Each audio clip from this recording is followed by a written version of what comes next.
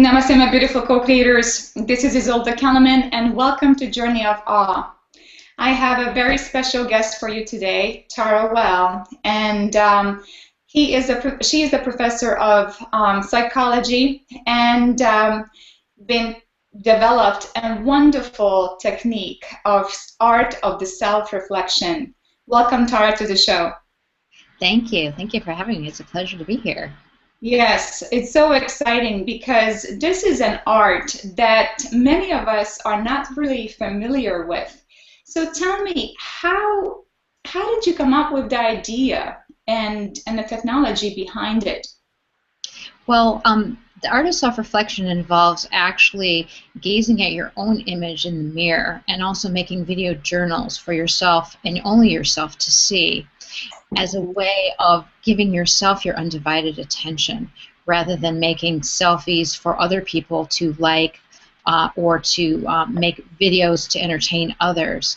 It's about being able to reveal yourself to yourself, to see beyond the image that we're oftentimes creating for other people, or comparing ourselves with images in the media.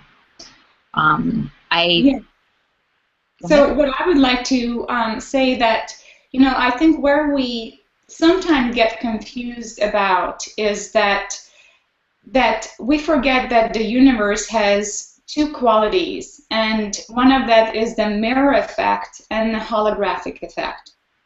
And in the mirror effect, we create the picture, we're the creator of the picture, and also we are the observer of the picture. And many times we don't see that. Many times the world reflects something back to us, and learning that how can we find the true reflection in that?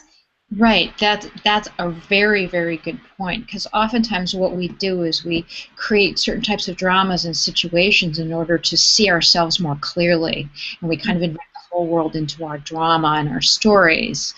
And one of the reasons why I call the self-reflection the art of self-reflection is because it involves actually being able to see yourself deeply and then sharing from that deep place, rather than going into situations and relationships and not really understanding yourself and needing other people to reflect to us what they're seeing. And oftentimes what they're seeing is also clouded by their own ideas about us, their needs about us, their fantasies, their images about who they would like us to be, so that it's oftentimes hard to get accurate reflection from others.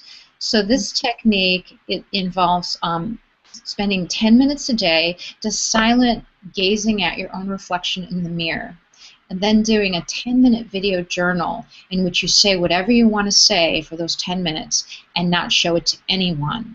And then watching that video journal at least once with your full attention, being aware of the emotions that come up and the sensations in your body as you're watching yourself. And people I've worked with have experienced enormous changes in their awareness of themselves and how they're relating to other people in their relationships.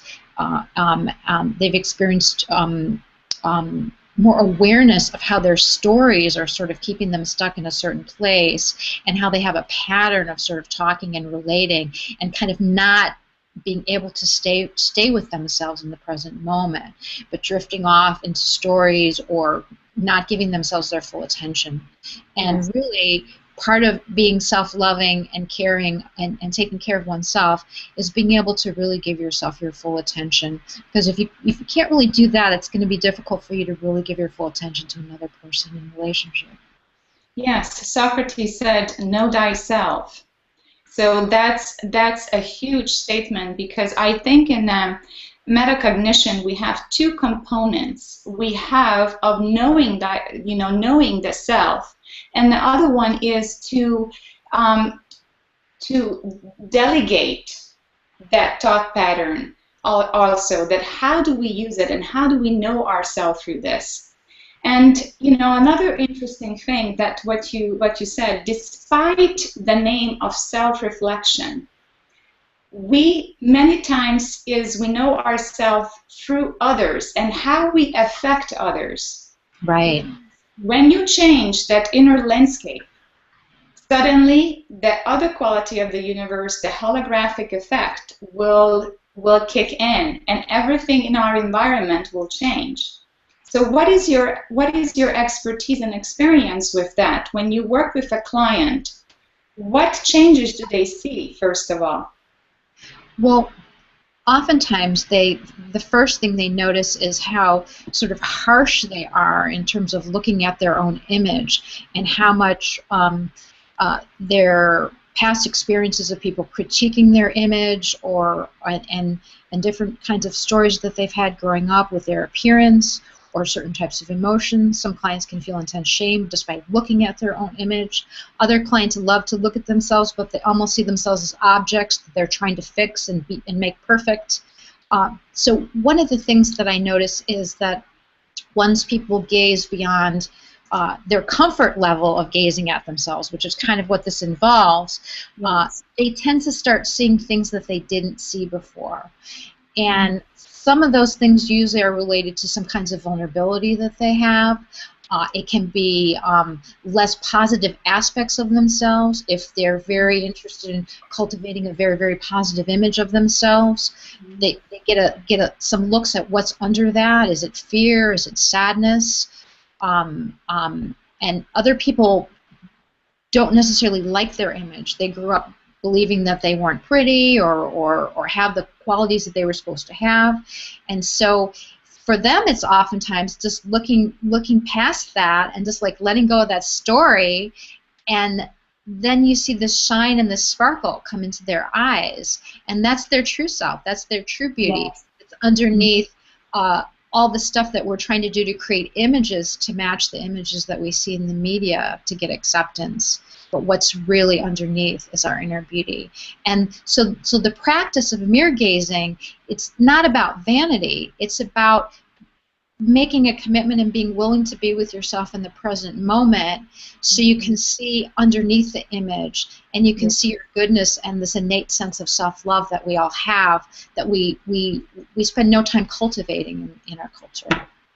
And what's interesting about mirror work is that, isn't that when you look into your own eyes, you have kind of the door into the subconscious beliefs as well. So you actually you're trying to find out your root cause of all your problems, and making, and having a very serious inventory of all those root beliefs. And that's when they come up, isn't it? It can be. A lot of it is also guided by your intention. So we spend a lot of time, it's very important to begin a session with clarity of one's intention, because you can do all kinds of things in mirror gazing. You can go into a trance-like state and go into some kind of altered state of consciousness. Mm-hmm. All kinds of things can happen when you just sit and look and gaze at yourself. So the intention here is to stay with yourself and to stay in the present moment, and just to be aware of what feelings come up, and to notice when you start getting uncomfortable looking at yourself, to have compassion for that, to stay grounded, keep breathing, and just make a commitment to be with yourself for the 10 minutes, as though you would with a friend or anyone that you loved and cared about, to give them 10 minutes of your undivided attention. To give yourself 10 minutes of your undivided attention. Put all your stories and your to-do list to the side, and just focus on giving yourself your undivided attention. So kind of it's befriending yourself.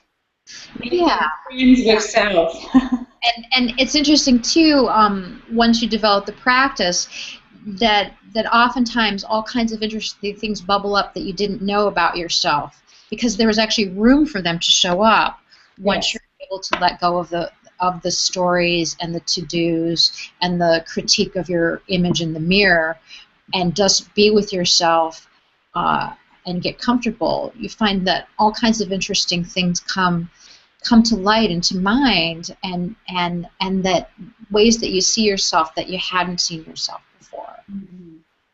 And I'm pretty sure you use these techniques yourself. And I used mirror work by doing affirmations. Mm-hmm. And they seem to work much stronger when I tell it to myself. So I use auditory, I use visual, and that way it's more of a, you know, carving into my subconscious instead of just, you know, thinking about it.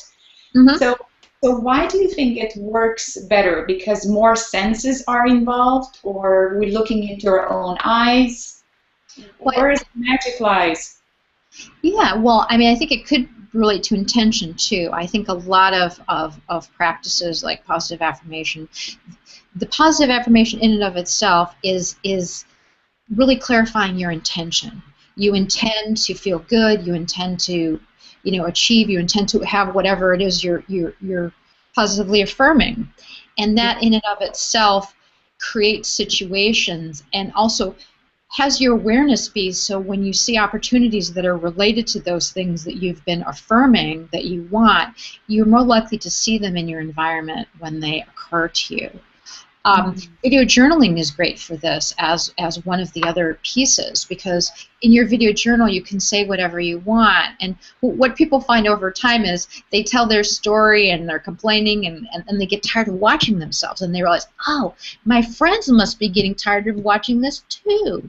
So then they end up doing other things. You know, somebody talk about their clothes or what they ate, and then they're like, this is boring. Maybe my friends are bored listening to this too, you know? And then eventually people deepen in, they settle into themselves, and they get more at what do they truly desire? What is their life about? What is the most important thing that happened to them in the day? What would they like to have happened? And then it's also really interesting if you do the video journal every day and you talk about your desires and you talk about what you would most like to manifest. And then you can see how you did manifest them because you have a record of what happened. Because oftentimes I'll do something like that, you know, I'll desire things, or I'll want something to happen, or I'll feel like something's going to happen, and then I'll forget about it when it does happen. You know, I forget that I had set the stage for it to happen. And so video journals are great at helping people track their positive intentions and their negative intentions too, because if you can have very negative intentions as well. You document them in your video journal, and then you see what happened after you had these kind of negative affirmations, or you know, really discussing things as problems and that kind of thing. And I think it's the willingness to really do a self-examination, you know, of our past actions, our intentions, and how they played out, or how did we affect people by doing so. Don't you think? I mean, that's, you know, journaling. It leaves a track behind of how things played out, and it creates an awareness. You know, I think the main thing is to be aware of. You know, it's like observing the observer. You know, you watch yourself, and it's a very different place than someone else seeing you, because truly we never can really see ourselves. You know, even when you look in a mirror, you never get that reflection what others sees in you. Yeah, I mean, there's certainly subjective aspects to everything. I mean, I think one of the things that really sparked my interest in psychology many years ago was the idea of trying to explain how and why everyone sees the world a little bit differently. Because no two people really see the world alike. So even like trying to argue for accuracy or absolute truth, it just seems like not so useful. But I did want to mention, when you're talking about journaling, one of the great things about video journaling is it actually gives you more information, in the sense of there's a lot of information, as you probably know, that's conveyed non-verbally that we can sometimes miss when we write things down in a journal. But if we see how we look on our face as we're saying these things, and then listen with our full body awareness, it has a transformative quality to it that I think is more accelerated than with just writing in a journal, because we're getting the full effect of whatever experience we're talking about, the experiences that we're in, and then being able to see how that's affecting us in all these ways, or telling a story, telling that same story you always tell, and seeing what it looks like on your face when you tell it, and seeing what it feels like in your own body when you listen to it. Mm-hmm. And having that increased awareness gives people more choices in terms of the stories they want to tell and how they want to think. Because it's not even just telling people, oh, be positive. It's saying, it's doing the experiment yourself. It's like being very positive in your video journal and seeing how you feel versus being negative or being in a kind of a complaining, ungrateful space, and seeing how you feel that way. And breaking down our perception, many times that can lead to our core values. And you said it a couple sentences back that by listening to our old stories, we get really tired of it, and then we start digging a little bit deeper. Who's behind the story? Who is behind this image? Who is behind the clothes? How many faces do we have? How many masks we put on? How many beliefs we inherit throughout our journey? And I think it's really looking into our own eyes and speaking to ourselves. It is like having a conversation from this dimension with our spiritual dimension. And I think that's the beauty of it, to discover of who we are and connecting to that core value, connecting to that loving connection. Because what we see today is really, we created it. We just don't have the recollection of it. We created this body and all the stories in it, and just remembering and connecting to it. A mystical aspect to all this, of not really knowing why we're here or who we are in a deep way. And sometimes you can see that mystery in other people's eyes and in your own eyes. And for me, it gives me an appreciation of just human existence and compassion for myself and everyone else about how difficult it really is to be on this journey. Yes. And I think we're the only one, isn't it? I mean, with the animal kingdom, we're the only one who have that capacity to self-reflect.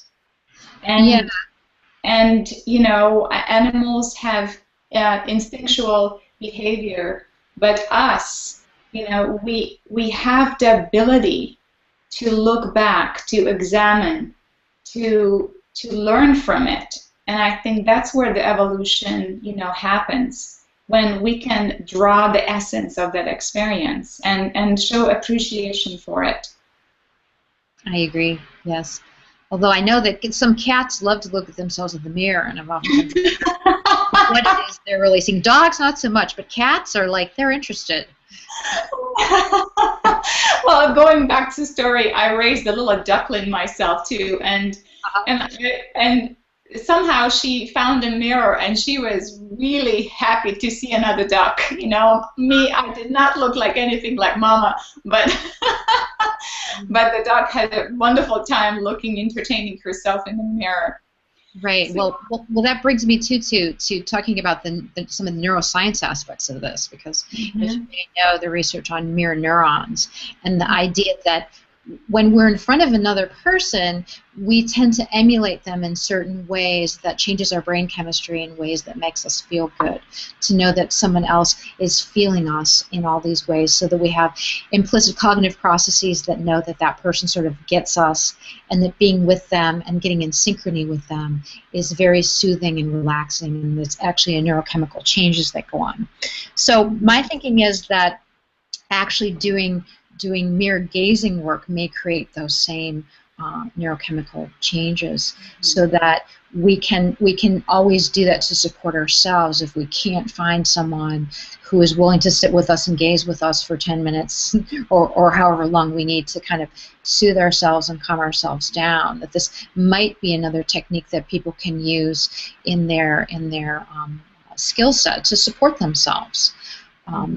And to really see themselves, because there's an aspect of us that can be, when we're distressed, that we want to reach out to someone else, and we're very hardwired to want to do that, and that's when that works well as children, when we get the support we need, we then internalize this sense of having support and feeling secure.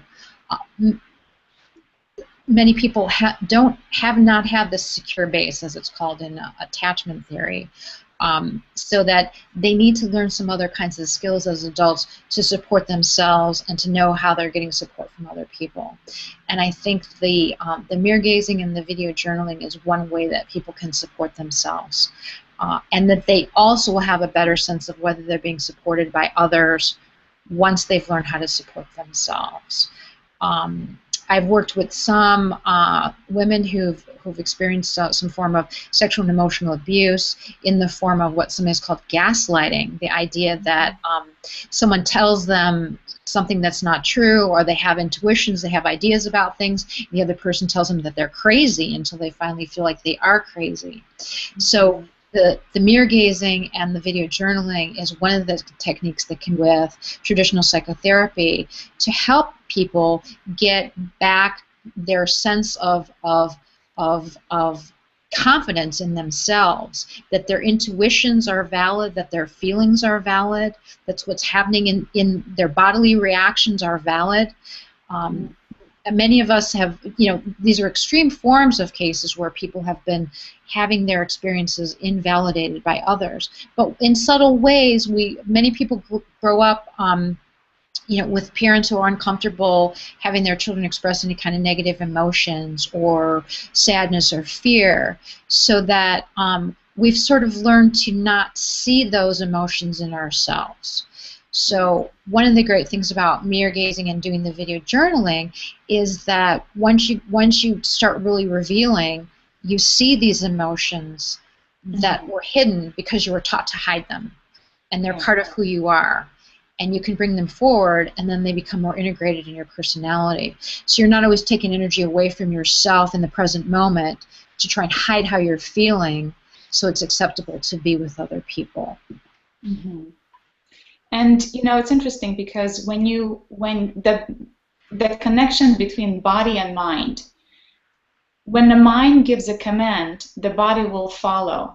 When we say that I am fat, I am ugly, I'm undesirable, somehow the body will create that image, and because the mind is the master and the body is the servant. And eventually this role will change because the body remembers so much the command of the mind that it will act like it. If you feel that you're unattractive, you will radiate that feeling, and actually you will push everyone away subconsciously. And when you start to look in the mirror and tell yourself that I am beautiful, I am attractive, and seeing that in the outer world, that how people change their reaction to you, it's mind-blowing.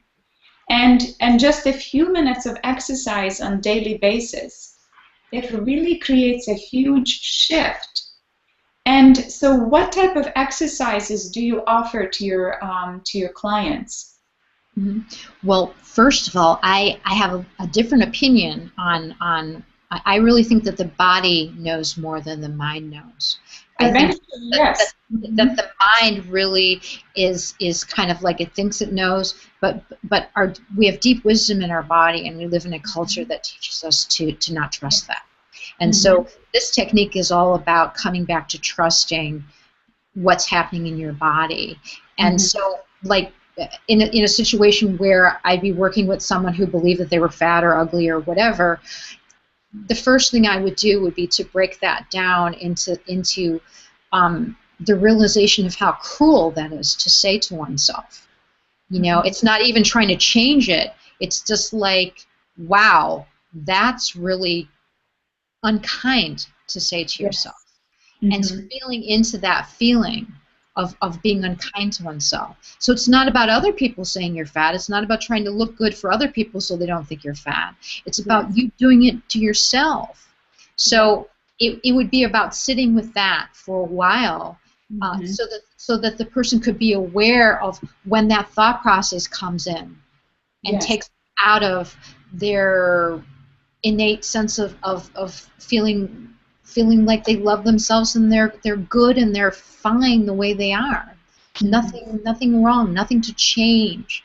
So we spend a lot of time coming back to that feeling of everything is perfect just the way it is. And feeling that in the body, not necessarily just the mind, but feeling it in the body. Everything is just perfect. And oftentimes people cannot tolerate staying in that space for very long because they're not used to it. They're used to having criticisms come in, or they have to be doing something. A lot of people I work with feel like they don't have any value unless they're constantly doing things. So it's about learning to go, I can have 10 minutes just for me. I don't have to do anything but be with myself. And oftentimes people will have the judgment of selfish, blah, blah, blah, whatever their judgment is about it. So it's oftentimes about really slowing things down for people. Rather than filling them up with something new, we want to sort of slow things down so that they can make a decision to let go of some things that they're doing that are hurtful. Yes. And then letting the natural good feelings arise that are underneath all those kind of defenses and those negative stories that they're telling.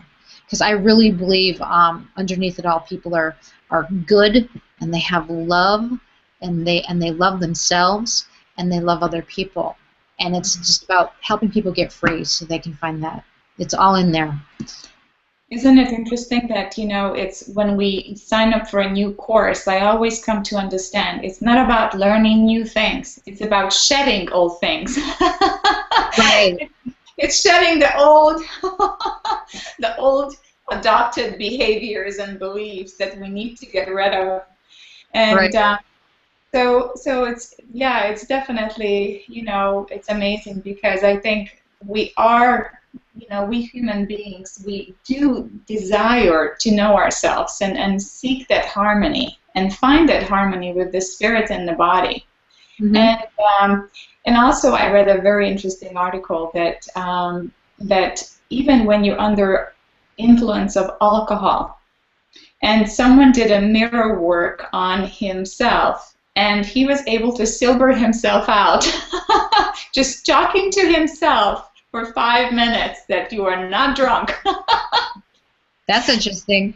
Yes, so all those who had too much to drink use this technique and see how it works. But so where can we find you, Tara? What is your website and what kind of programs do you offer? I'm at tarawell.com, very easy to remember. And on the website, you'll find more information about doing the daily practice, which is again 10 minutes of silent mirror meditation, 10-minute video journaling, 10 minutes of watching your video journal back at least once. I also offer guided self-reflection sessions. They're 50 to 60-minute sessions that I do via Skype, in which you can see your image. And it's unlike most therapy and coaching sessions in that there's very little discussion of your current issues or problems. We focus on having you gaze at your own image and on what feelings and thoughts arise from you just looking at your image.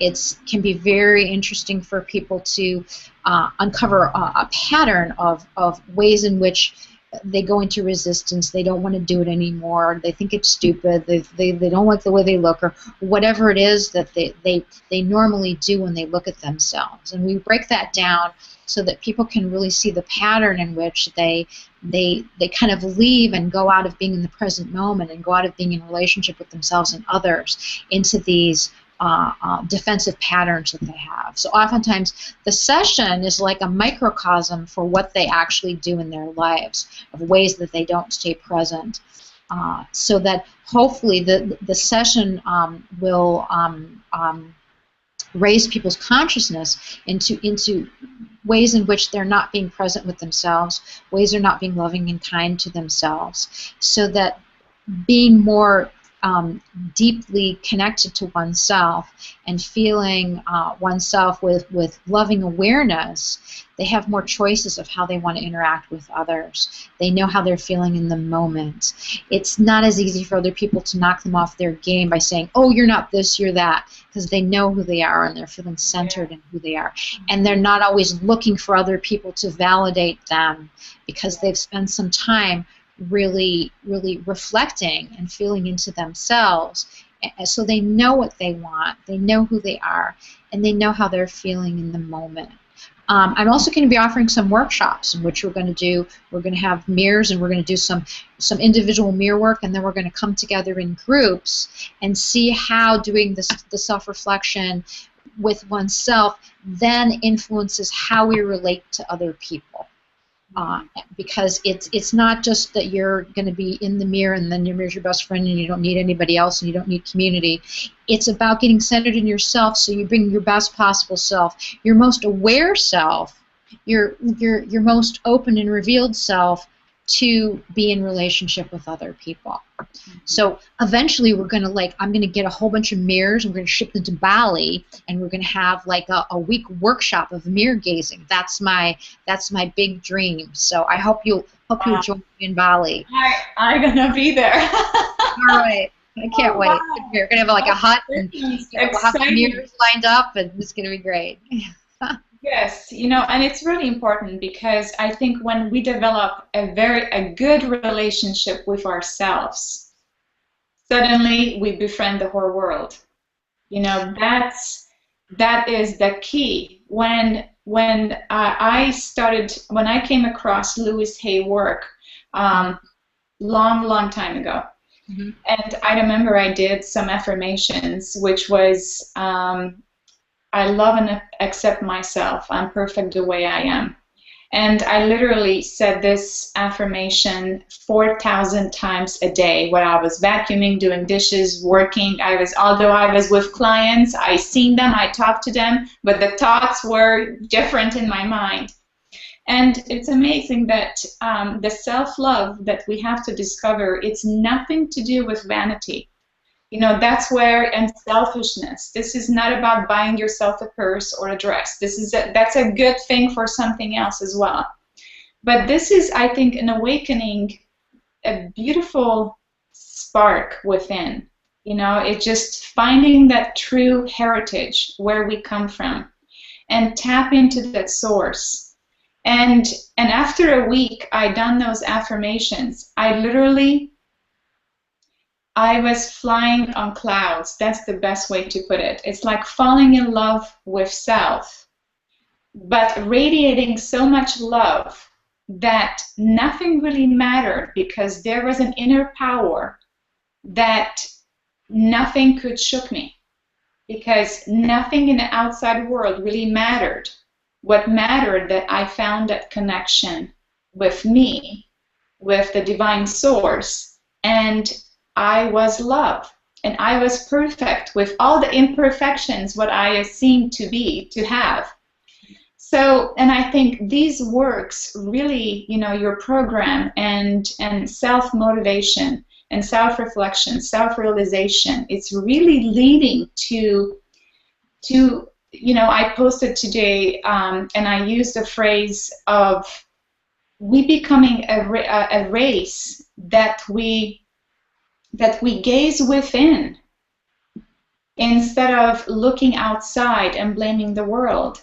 When we look within for all problems that we see outside and we fix it inside, there is nothing else really matters, because things will shift.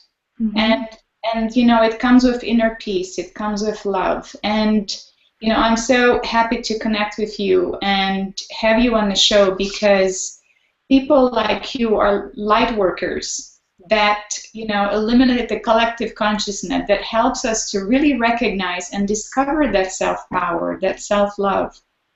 And, and having that and contemplating on it, contemplating on these new possibilities, on these new programs. I mean, I just, every cell in my body is just radiates from excitement, just hearing that what could be and how can we help others.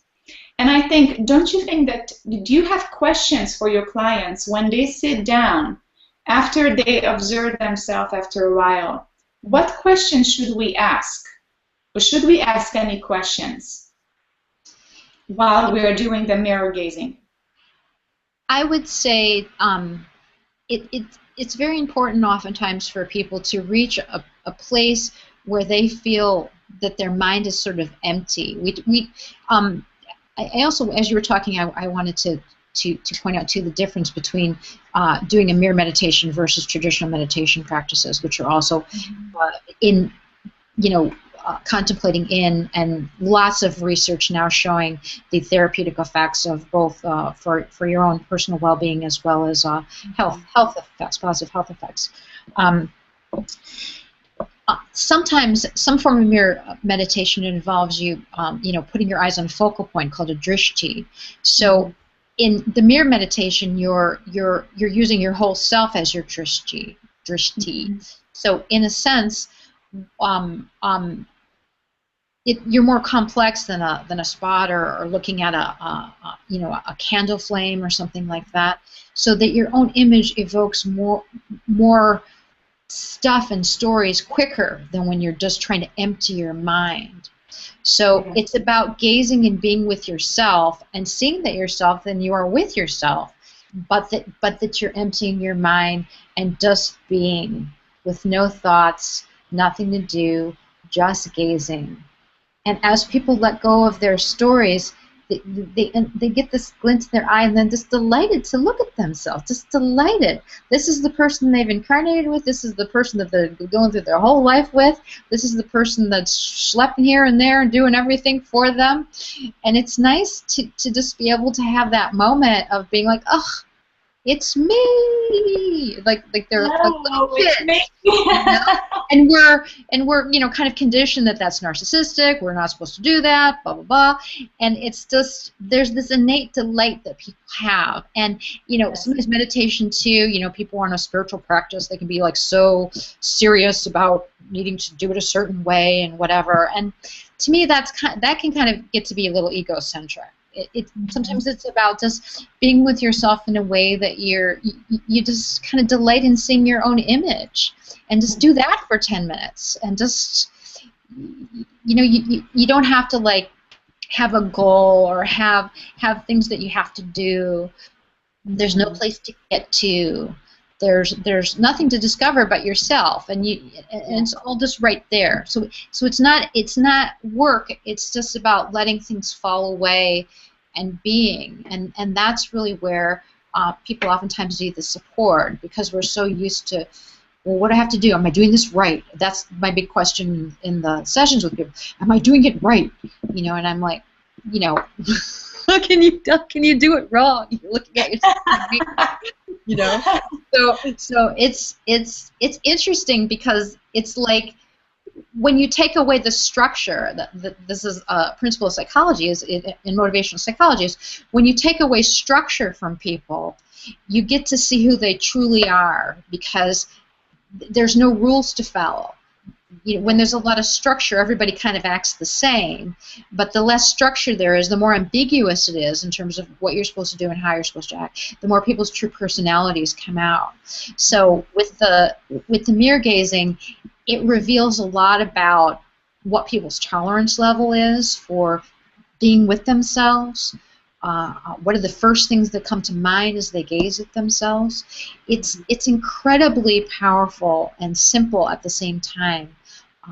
It's just it's like taking the whole idea of a selfie and kind of turning it slightly so that it's reflective. It's not about making the image for other people. It's about just turning it a little bit, and it's about looking at yourself. Wow. Yes, and I think it's connecting to that knowing. Knowing of who you are. I mean, to me, it always leads back to that. Just remember who you are, without the stories, without the mask, and connecting to that image and to that being. And I think what happens is that when there is no thought, when there's no thinking going on, we can really truly connect to the cosmic energy, and that's when we pull energy to ourselves. That's when we feed ourselves.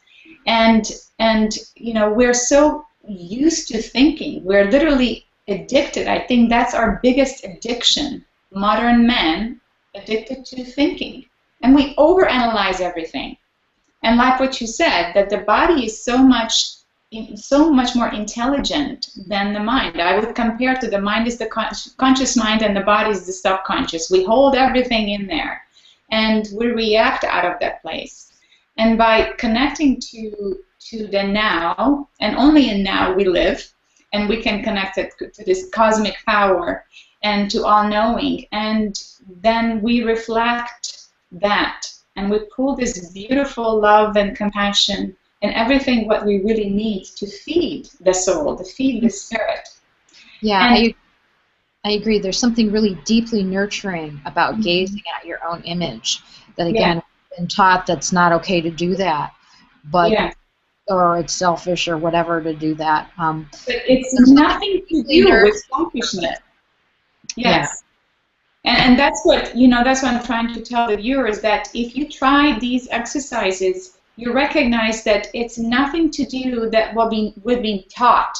We've been taught not to compliment ourselves. We've been taught to push ourselves down. Religion teaches you that you are sinful. You were born into sin. You are this and that, and diminishing the creation of God or the divine source or whatever your belief really allows you to to perceive yourself.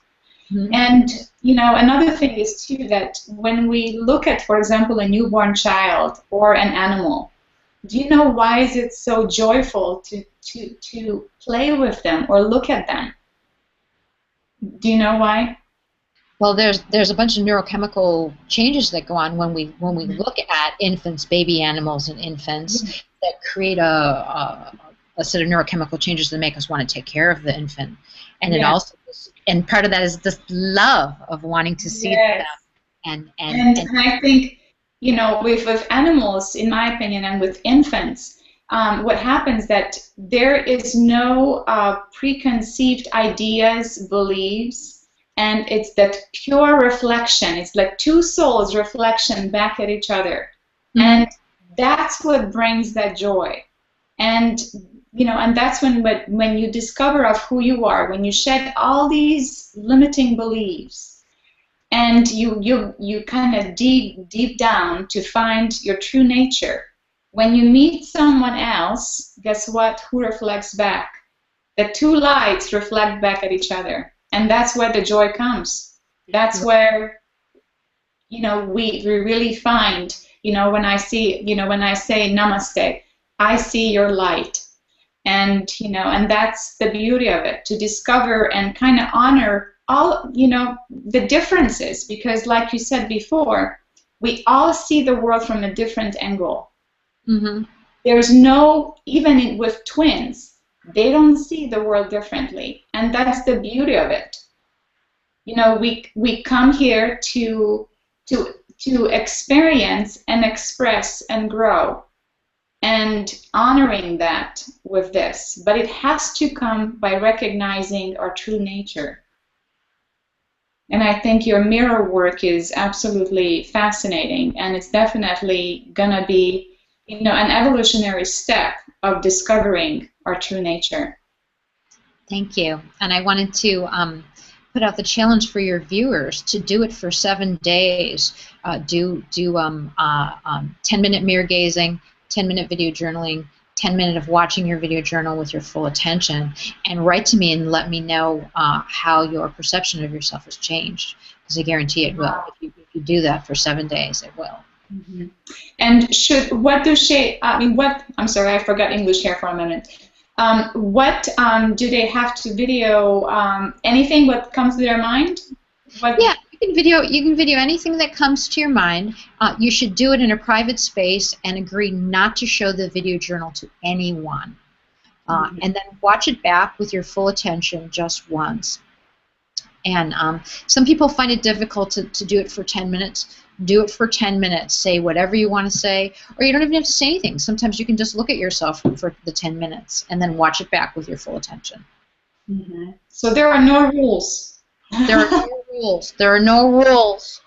There are no rules to hide behind who you truly are. You're free to just be who you truly are. So you can use it to tell stories and complain about things. You can use it to talk about anything you want to talk about. And you find that what you want to talk about is oftentimes a lot of what you want to tell other people, and it's also what your mind is always thinking about. And once you see that more clearly, then you have more choices in terms of what you want to be talking about and what you want to think about. And sometimes too, if your life situation is such that you really don't have a lot of time to really talk about whatever you want to talk about to somebody, you don't have that confidence that you can say anything in the world to, video journaling can be really very liberating, because oftentimes if we don't have an outlet to say whatever we want to say to people, all that stuff kind of backs up, and then we start to feel like not really trusting our true impulses, not really trusting what we're thinking and what we're feeling, because we don't have an outlet to really express it to people. So doing a video journal, oftentimes too, if people are angry or upset about things, and they have good reason to be angry and upset about things, oftentimes things in their lives that they haven't been able to share with, being able to watch it and really see yourself be angry, upset, afraid, whatever it is you're feeling, with your full attention, can be wonderful, particularly if in your life there's no one who really wants to give your full attention to that. Because oftentimes if we're in relationships and we're very angry, no one wants to hear, no one wants to sit and give us a full attention without giving them, then hearing their side of the story, and then we're kind of in an argument or whatever. So it helps people to really understand what they're feeling, because oftentimes too what happens is, because we don't express our feelings to others, we tend to devalue them and kind of be disconnected from them. So we got this image and we're great and we're positive thinkers and we do yoga and we meditate and we're spiritual, but underneath it, we can be really very angry, we can be upset, we can be confused, we can not know what we're doing with our lives, whatever is going on.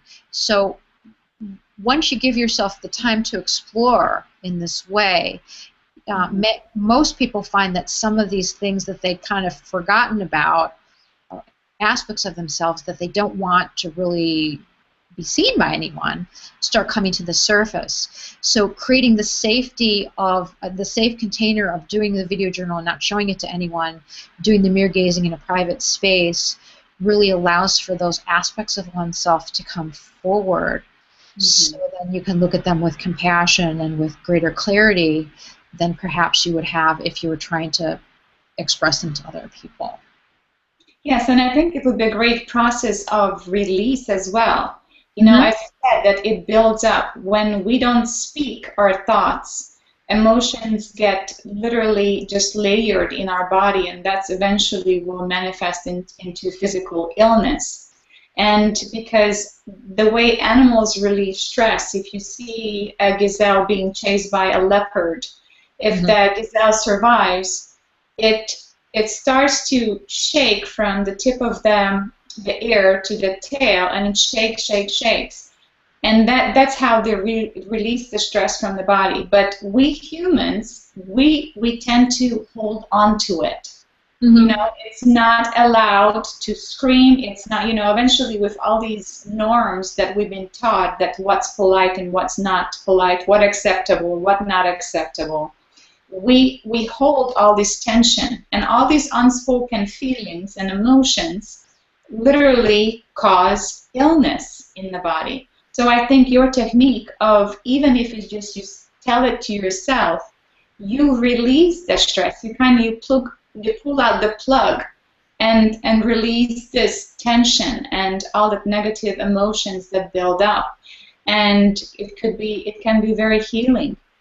Right. Yes, and I work with individual people on releasing trauma in this way, so Mm-hmm. that they feel into their bodies as they're either talking about a trauma and helping them track in their bodies, or doing the mirror gazing and having images and thoughts about trauma come into their awareness, and we helped the mirror actually helps them to integrate that into their bodies. So I've had a lot of success using these techniques with people who are in also traditional psychotherapy to deal with who are there dealing with issues of abuse and trauma in their lives.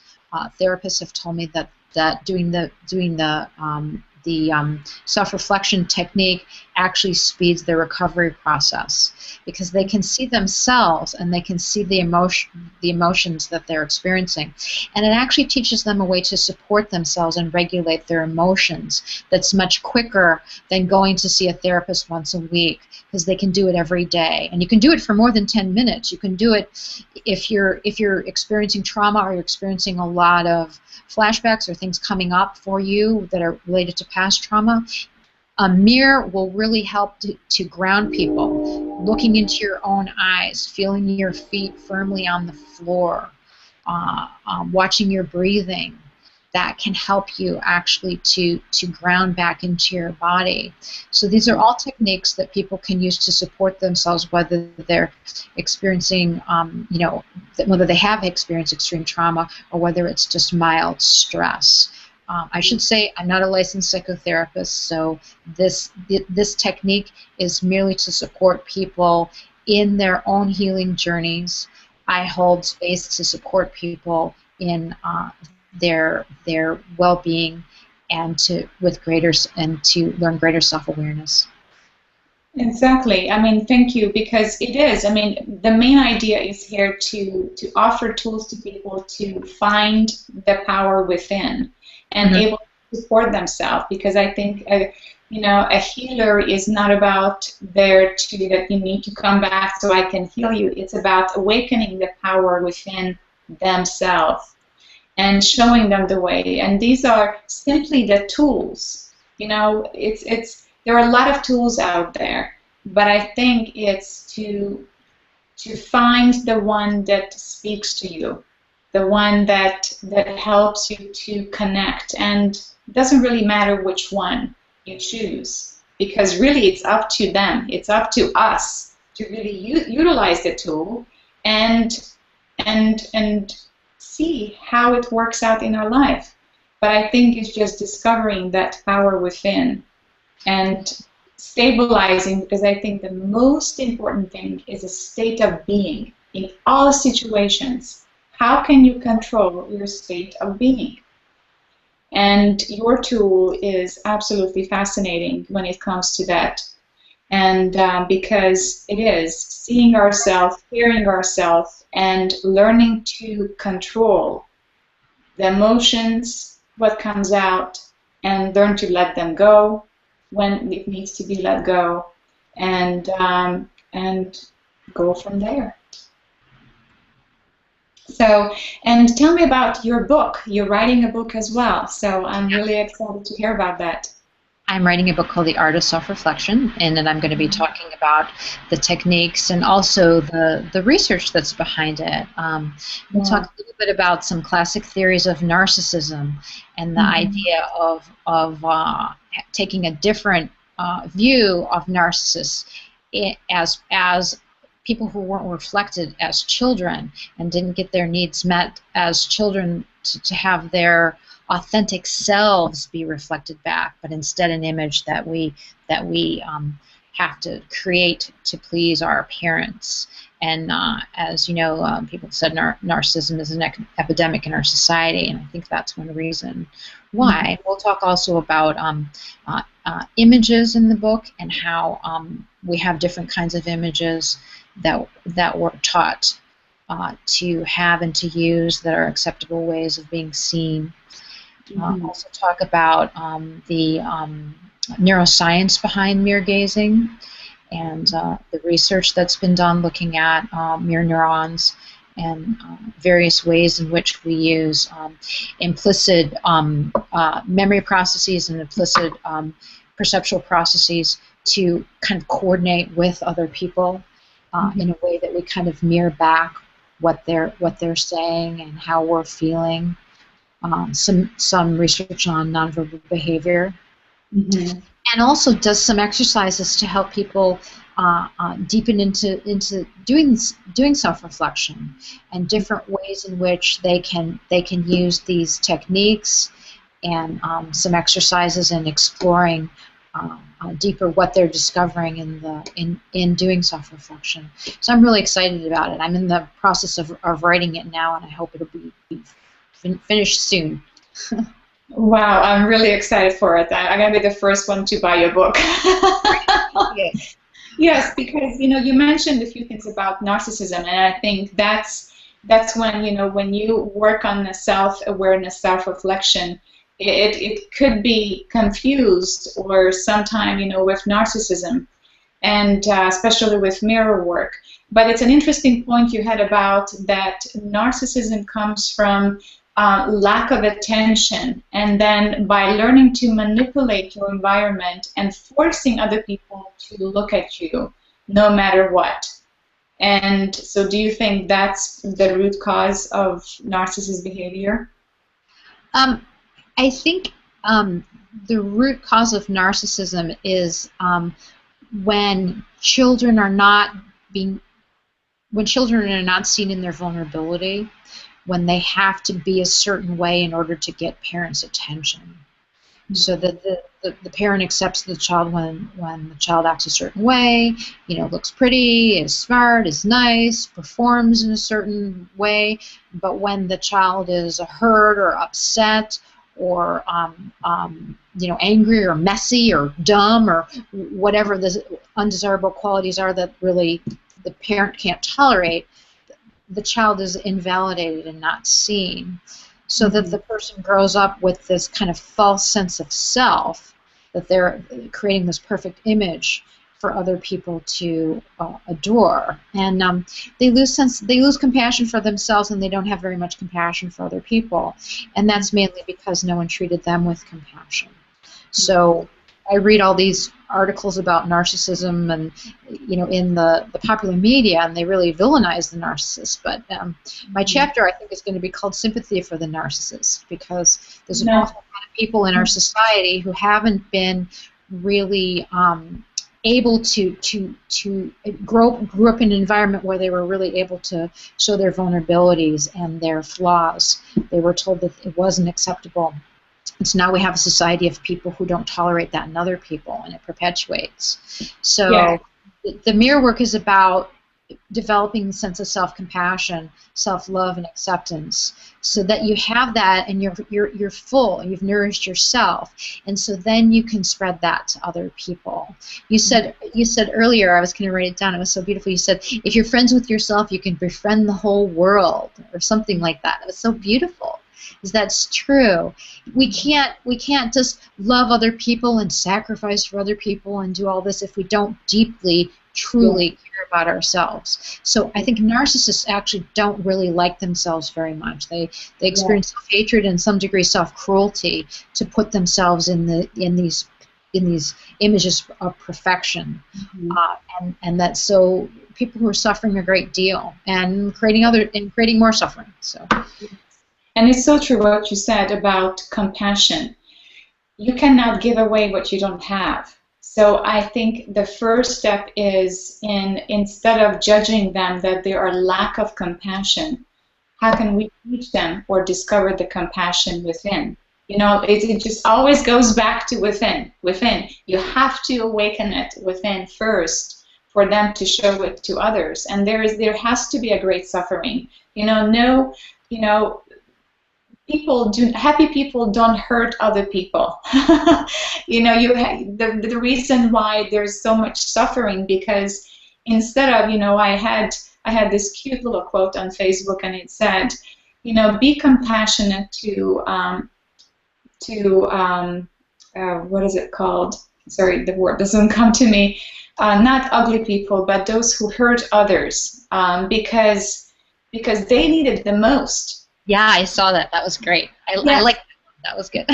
Yes, you have to break the pattern, and that's how we break the pattern when we recognize when someone is suffering, when someone is hurting others. It doesn't come from knowing, it doesn't come from judgment, it comes from judgment, it comes from not knowing actually, and being lost. So for us to show them compassion first, that's the only way to break the cycle. And someone needs to start. You know, it cannot come from the ping pong effect. If you hurt me, I will hurt you. It always leads to a bigger war. But the war only can be broken if someone stops and looks back and see, how can I help you? How can I be at service? And even if it feels like at the moment that you are losing, you are not losing. Actually, you are winning. And you're helping someone else by letting go of the rope of hatred, of getting back, or being resentful, and all those things that we've been taught that that's how you should act. But really, in a sense, it helping us to not to act like that on the long run. But Tara, thank you very much for being on the show. I am really excited to have you, and your insight is absolutely fascinating. I always love psychology, and I learned so much from you because your method of teaching and self-reflecting is going to help many, many people, thousands, millions. It will spread like wildfire, and you're truly a light worker. Thank you very much, and I'm excited to review the book. Okay, thanks so much. Thank you, and we'll keep in touch, and we'll see you in Bali. Okay, let's do tarawell.com, where you have Bali updates. Yes, fantastic. Should I bring my own mirror, or mirror gonna be provided? I don't know. We got to figure. I need a logistics person on that one, but it's going to work out perfectly. Great. Thank you very much. Namaste, and thank you very much for tuning in to Journey of Awe. Bye-bye. Bye.